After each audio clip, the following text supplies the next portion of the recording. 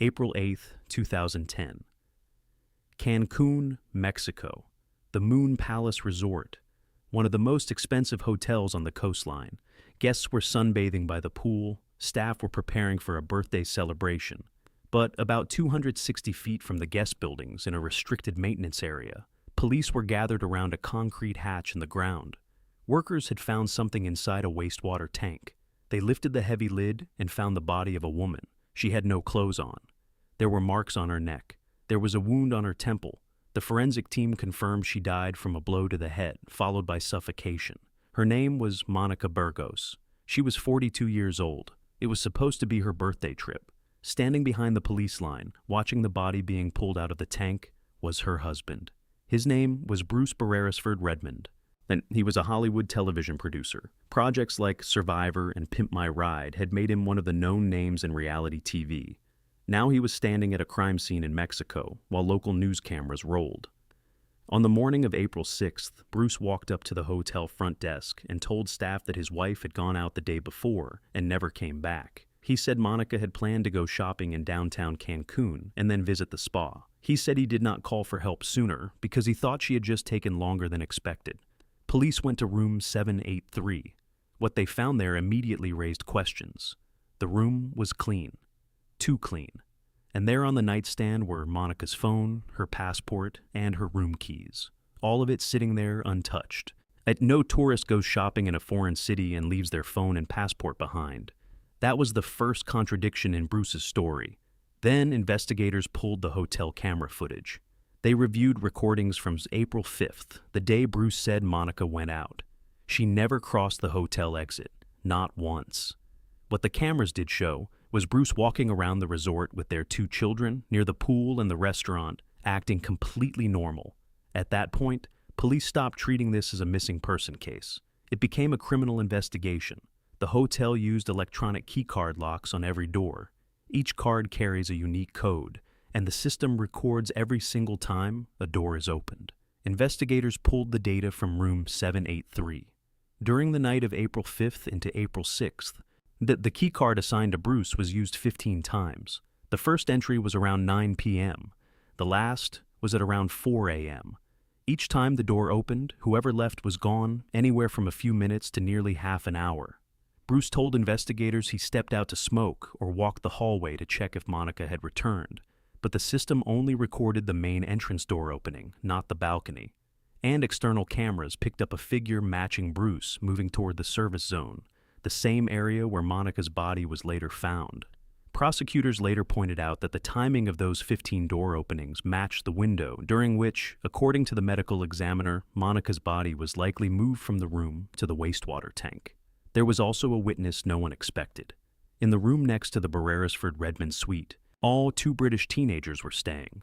On the morning of April 5th, the same morning Bruce claimed Monica headed out shopping, they heard loud noises through the wall. Heavy thuds against furniture, then a woman screaming. They said they heard a woman's voice calling for help more than once. Then a loud crash like something heavy hitting the floor, then silence. The teenagers were disturbed enough to call hotel management. A concierge was sent up. The concierge knocked on the door of room 783. After a short wait, Bruce opened it slightly, blocking the view into the room with his body. He told the concierge it was just the kids playing around and that everything was fine. The concierge accepted the explanation and left. After that, the neighbors never heard Monica's voice again. Forensic investigators later concluded that the confrontation between the spouses happened that morning, around 8 to 9 a.m., during the exact window when the screams were heard. That was when Monica died. To understand why any of this happened, you have to go back to 1997. Monica Burgos was a Brazilian immigrant in Los Angeles. She owned and ran Zapumba, a Brazilian restaurant and nightclub that was well known in the city.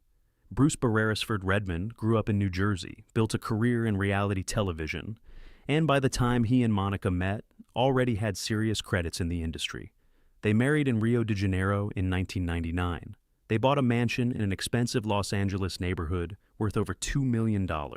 They had 2 children, a daughter named Camilla and a son named Alec. From the outside, the picture looked perfect, but their schedules pulled them apart. Bruce worked long hours on production sets. Monica ran a restaurant, which meant evening shifts and early morning returns. According to their nanny and friends, the couple was barely in the same room. By early 2010, the marriage was in serious trouble. 1 month before the Cancun trip, Monica found emails on the home computer. The messages were between Bruce and a woman named Joy Pierce, who worked as a casting director on his projects. The correspondence contained personal confessions and discussions about a shared future that did not include Monica. Monica moved fast. She went to the home safe and removed property records, financial papers, and deposit box keys. She consulted attorneys about divorce. She was preparing to end the marriage. For Bruce, this created a serious problem. A divorce would mean losing half the assets, possibly losing custody of Camilla and Alec, and dealing with real financial pressure. The mansion was expensive. The restaurant carried debts. His income was high, but a split would hurt badly. Around this time, Bruce suggested they take a vacation together in Mexico. Monica had originally planned to celebrate her birthday in Dubai and was ready to pay for it herself. Bruce changed the destination without consulting her. He bought tickets to Cancun, booked the Moon Palace Resort, and insisted he would cover everything. At the same time, he went to an insurance agent and took out new life insurance policies on both himself and Monica, $500,000 each. The agent later testified about this in court. Under the terms of the policy, if one parent died, the payout would go toward the children, but control over the money until the kids became adults would go to the surviving parent. If Monica died, Bruce would control $1 million and have sole custody of Camilla and Alec. Prosecutors presented this as the motive. Monica reportedly had doubts about going to Cancun right up to the last moment, but the tickets were already paid for, and she wanted to try to keep the family together for the sake of the children. Airport footage from Los Angeles dated March 31st showed the family boarding together. That was the last time Monica was recorded alive on American soil. After Monica's body was found, and Bruce was named a person of interest, Mexican authorities took his passport and told him to stay in the country. He did not stay. In late April 2010, Bruce traveled to the northern border and crossed into the United States at the San Isidro checkpoint using his driver's license. There was no international warrant in the system, so U.S. border officers let him through. He returned to Los Angeles and filed for temporary custody of Camilla and Alec. In November 2010, Mexico issued an international arrest warrant. U.S. federal marshals went to Bruce's house early one morning and took him into custody.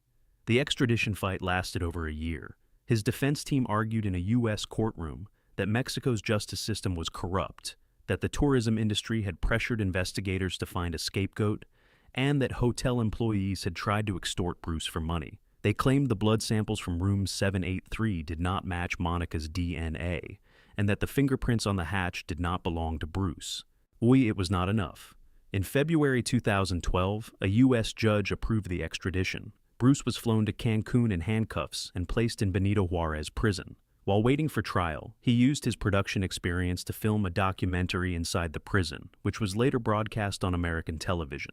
In it, he complained about conditions and continued to deny any responsibility for Monica's death. The trial ran for 3 years. On March 12, 2015, the court in Cancun found Bruce Barreresford Redmond guilty of intentionally killing Monica Burgos. He was sentenced to 12 years, reduced by the time already served. Monica's family called the sentence too light. In September 2019, Bruce was released early from prison after officials cited good behavior. He had served approximately 7.5 years, whereas he left Mexico immediately and returned to Los Angeles. By 2020, a court there allowed him partial parental rights. Financial disputes over the insurance funds were settled in favor of Camilla and Alec under guardian supervision. As of 2023, Bruce is living in Las Vegas, working in video production. Camilla and Alec are living with him. He continues to say the Mexican conviction was a legal error and that he is innocent. Monica Burgos' family disagrees. Her sister has said publicly that the short prison term and Bruce's quick return to normal life feel like a failure of justice. The Moon Palace Resort reinforced the maintenance hatch where Monica's body was found. The case is remembered as an example of how key card records and a neighbor's testimony can dismantle an alibi built by someone who understood exactly how stories are told.